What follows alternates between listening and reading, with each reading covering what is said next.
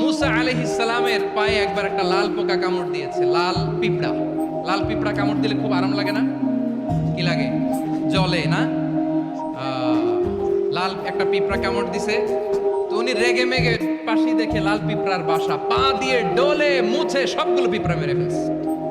এই ঘটনাটা আল্লাহ ঘটিয়েছেন, এজন্য মুসা আলাইহিস সালাম ছিলেন কালিমুল্লাহ, সরাসরি আল্লাহর সাথে কথা বলতেন। তিনি আল্লাহকে জিজ্ঞেস করেছিলেন, আল্লাহ তুমি যখন কোনো জনপদে আযাব পাঠাও, শাস্তি দাও, ওখানকার শুধু জালেমরাই তো মরে না, ভালো মানুষগুলাও মরে, তো আযাব দিবা মুশরিকদের উপর দিবা, অবাধ্যদের উপর দিবা, ভালো মানুষগুলারে মারো কেন?